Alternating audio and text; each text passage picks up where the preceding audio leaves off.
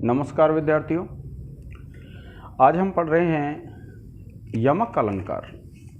और ये जो यमक अलंकार है विद्यार्थियों, यह शब्दालंकार है। आपने पढ़ रखा है इसमें कि ये जो अलंकार है यमक, वो कौन सा है? शब्दालंकार है विद्यार्थियों। आपको ध्यान रखना है कि शब्दालंकारों में हमारे पाठ्यक्रम में अलंकार जो हैं वो कितने हैं? 4 हैं। एक अनुप्रास, एक यमक, एक श्लेष और एक वक्रोक्ति। ये शब्दालंकार हैं। तो अब तक हम यमक उसको पढ़ चुके हैं, अनुप्रास को पढ़ लिया था, और आज हम पढ़ेंगे विद्यार्थियों यमक को। तो देखिए,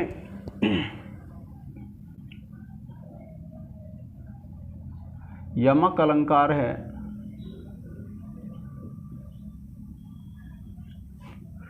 ठीक है। और ये जो यमक अलंकार है ये शब्दालंकार है। आप ध्यान रखेंगे, ये क्या है? शब्दालंकार है।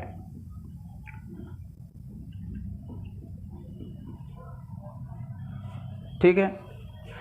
अब जब आप इसकी व्याख्या लिखते हैं तो आप क्या लिखते हैं? देखिए, इसका पहले तो क्या है, इसका लक्षण लिखेंगे। आप यहाँ लिख देंगे लक्षण, ठीक है विद्यार्थियों। इसको अंडरलाइन कर देंगे, फिर ये विवरण चिन्ह लिख देंगे और फिर यहाँ से लिखते हैं लक्षण। तो देखिए, इसका लक्षण है सत्यर्थे पृथगर्थायाः, सत्यर्थे पृथगर्थायाः स्वर व्यंजन संहतेः, स्वर व्यंजन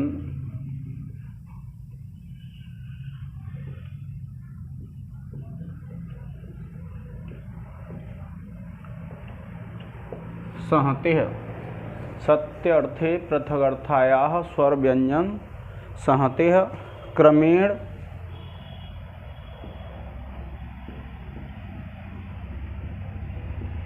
तेनैव, क्रमेण तेनैवावृत्तिर्यमकं, तेनैवावृत्तिर्यमकं विनिगद्यते। देखिए, यह लक्षण है विद्यार्थियों, क्या है? सत्यर्थे पृथगर्थायाः स्वर व्यंजन संहतेः क्रमेण तेनैवावृत्तिर्यमकं विनिगद्यते। तो देखिए, सत्य अर्थ का मतलब होता है जिसमें अर्थ हो। ये जो यमक अलंकार ऐसा होता है विद्यार्थियों, कोई भी स्वर और व्यंजन का समूह हो और वह क्रम से आ रहा है, और क्रम से आ रहा है तो उसमें ये शर्त होती है कि अगर उन दोनों शब्दों का, अर्थात स्वर और व्यंजन के समूह का अर्थ है तो दोनों का, या 2 से ज़्यादा हैं तो उनका अर्थ भिन्न भिन्न होना चाहिए। और अगर निरर्थक हैं तो कोई बात नहीं है। तो देखिए, इसका जब अर्थ लिखेंगे आप तो क्या है?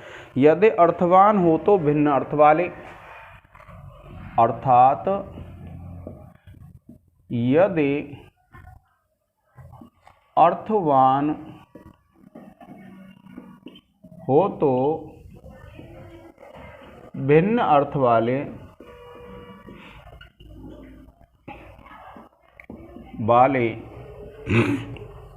क्या कहा? यदि अर्थवान हो तो भिन्न अर्थ वाले स्वर व्यंजन समुदाय की, स्वर व्यंजन समुदाय की उसी क्रम से आवृत्ति को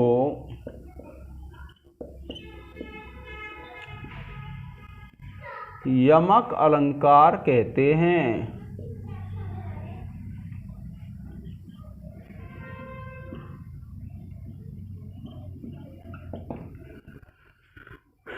ठीक है विद्यार्थियों। तो आपको ये ध्यान रखना है कि स्वर और व्यंजनों का कोई समुदाय हो और उसकी क्रम से आवृत्ति हो रही है, और क्रम से आवृत्ति हो रही है और उसका अगर अर्थ है तो उसका अर्थ भिन्न होगा, तो वहाँ यमक अलंकार होता है। जैसे आपने अभिज्ञान शाकुंतलम में पढ़ा है, प्रजाः प्रजाः स्वायं, ये एक श्लोक है विद्यार्थियों। तो यहाँ देखो प्रजा आया है, प्रजा आया है, तो एक प्रजा का अर्थ तो है प्रजा अर्थात जनता, और एक का अर्थ है प्रजा अर्थात संतान। तो जब इन दोनों के जब अर्थ भिन्न भिन्न हैं तो ऐसी जगह क्या है, अर्थ जो अलंकार होता है वह कौन सा होता है, और यमक अलंकार होता है, जो शब्द अलंकार है। क्योंकि ये स्वर और व्यंजनों का समूह है और क्रम से भी आवृत्ति हो रही है, और क्रम से जब आवृत्ति होती है और अगर इन दोनों का अर्थ हो, अगर अर्थ नहीं है तो कोई बात नहीं है, और अगर अर्थ होता है तो अर्थ कैसा होना चाहिए विद्यार्थियों, भिन्न भिन्न होना चाहिए। तो जैसे इस प्रजा का अर्थ है जनता, राजा के अर्थ में आया है जनता, और इस प्रजा का अर्थ है संतान। यानी स्वर और व्यंजनों, ये कहा है यदि अर्थवान हो तो, ये अर्थ वाले हैं दोनों, अर्थवान हो तो भिन्न अर्थ वाले स्वर और व्यंजनों का समुदाय। तो ये स्वर और व्यंजनों का समुदाय है और इसकी समुदाय की इसी क्रम से आवृत्ति हो रही है, प्रजा प्रजा, इसी क्रम से जब आवृत्ति हो रही है, तो जब स्वर और व्यंजन के समुदाय की उसी क्रम से आवृत्ति हो रही हो तो उसमें यमक होगा।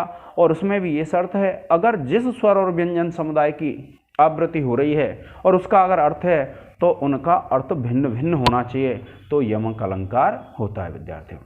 आ गया होगा आपके समझ में। तो अब देखिए इसके लिए हम उदाहरण लिखते हैं। एक शिशुपाल वध का उदाहरण है विद्यार्थियों, तो आपने पढ़ा भी होगा ये।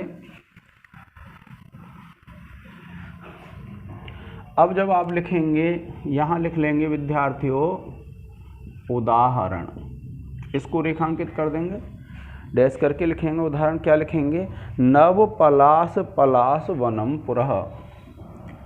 क्या है, नव पलाश पलाश वनम पुरः, नव पलाश पलाश वनम पुरः, स्फुट पराग परागत पंकजम। स्फुट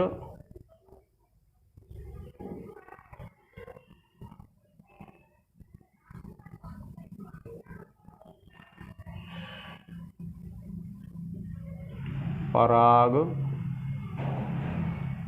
परागत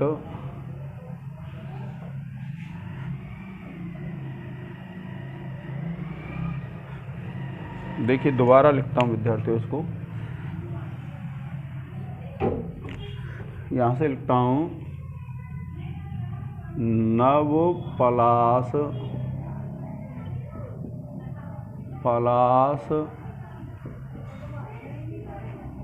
वनम पुरः, स्फुट पराग परागत पंकजम।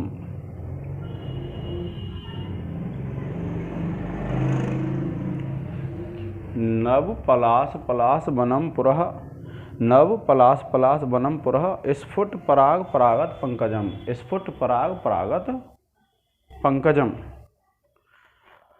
फिर है मृदु लतांत लतांतम, मृदु लतांत लतांतम आलोकयत। मृदुल लतांत लतांतम आलोकयत। स सुरभिम स सुरभिम सुरभिम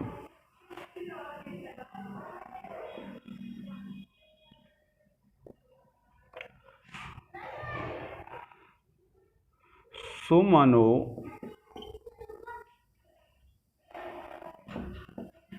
भरैया। यह है विद्यार्थियों, जब आप इसको देखेंगे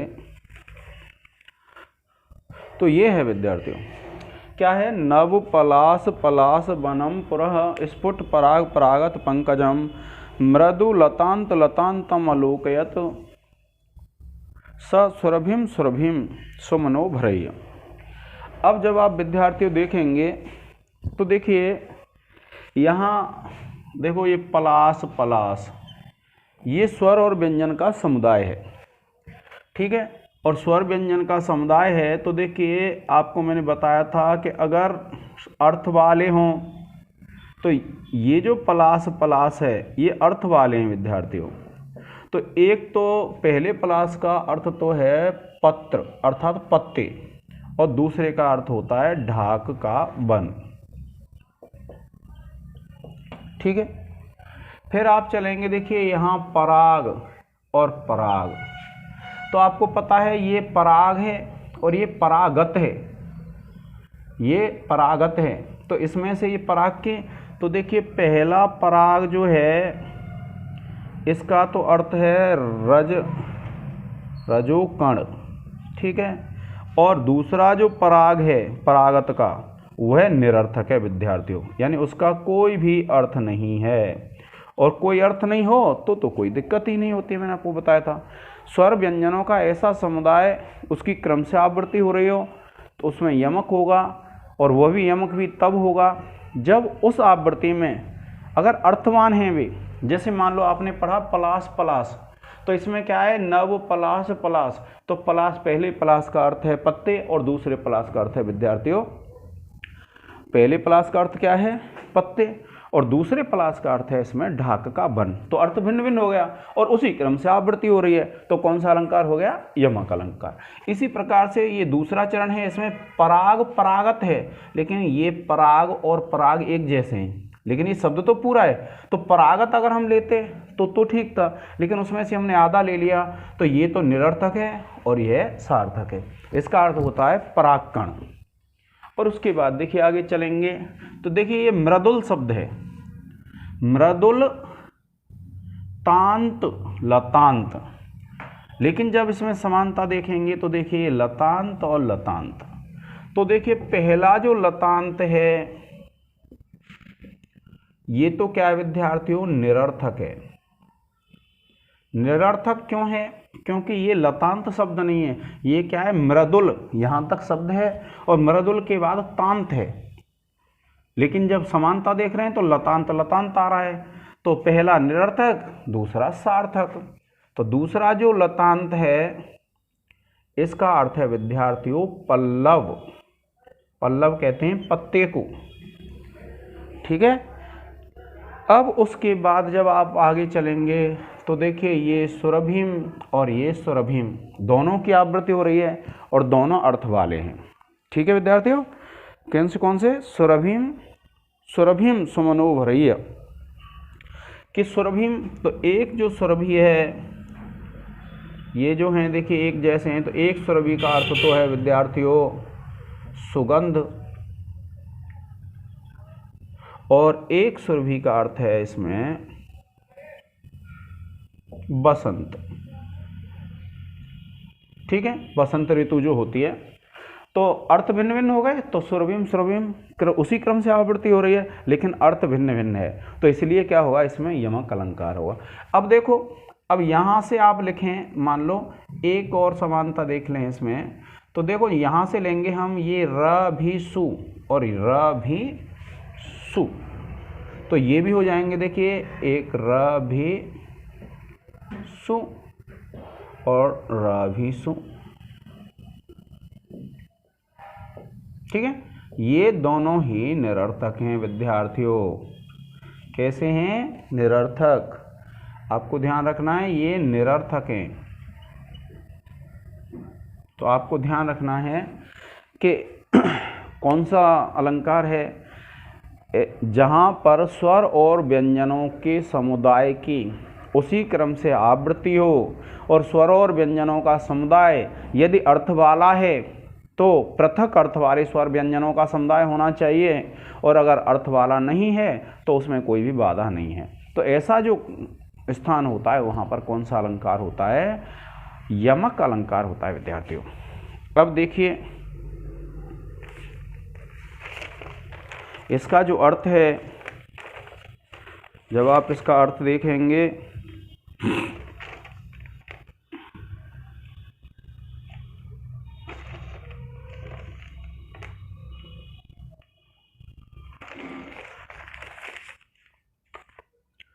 अर्थ की हमें ज़रूरत नहीं पड़ती है क्योंकि ये शब्द अलंकार हैं विद्यार्थियों। तो आप देखो इसमें हमको ये बताना पड़ता है किस प्रकार से।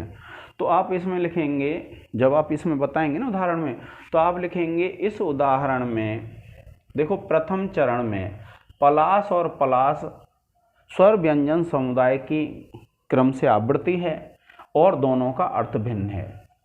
फिर द्वितीय चरण ये है, तो द्वितीय चरण में पराग पराग, प्रथम पराग का अर्थ रजोकण है, दूसरा निरर्थक है।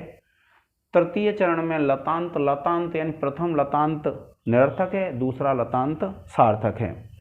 और फिर चतुर्थ चरण में सुरभिम सुरभिम, तो एक प्रथम सुरभि का अर्थ सुगंध और द्वितीय सुरभि का अर्थ वसंत ऋतु है। और ऐसे ही रविसु रविसु, ये दोनों निरर्थक हैं। तो इनकी क्रम से आवृत्ति होने से इस श्लोक में कौन सा अलंकार है, आप लिख देंगे इस श्लोक में यमक अलंकार है। तो विद्यार्थियों अलंकार आप 10 नंबर के हैं आपके सिलेबस में, और अन्य यूनिवर्सिटी में जैसे भी हों आपको इसी प्रकार से लिखना है। सबसे पहले आप लिखेंगे बीचों बीच में लिख देंगे उत्तर पुस्तिका में अलंकार, जैसे यमक है तो यमक अलंकार लिख देंगे। फिर उसका लक्षण लिखेंगे, लक्षण लिख के, लक्षण जब लिख जाएगा उसका अर्थ लिखेंगे फिर, और अर्थ लिख करके फिर आपको उदाहरण लिखना है। और उदाहरण लिखने के बाद फिर आपको यह बताना है कि इस उदाहरण में क्यों है यमक अलंकार। तो मैंने आपको जैसे बताया कि भाई इन वर्णों की, इन स्वर और व्यंजनों के समूहों की क्रम से आवृत्ति है, अर्थ भिन्न भिन्न है, और कहीं एक सार्थक एक निरर्थक है। तो जिस प्रकार से मैंने आपको बताया है आपको बता देना है कि इस उदाहरण में इसलिए यमक अलंकार है। तो विद्यार्थियों आज के इस लेक्चर में इतना ही। जय हिंद, जय भारत। और आप अपने साथियों के लिए यह वीडियो शेयर करते रहें, वीडियो को सब्सक्राइब कर लें, जिससे जो भी वीडियो मैं आपको डालता हूँ आपको तुरंत मिलती रहे। तो आपने इस वीडियो को देखने के लिए समय निकाला, धन्यवाद।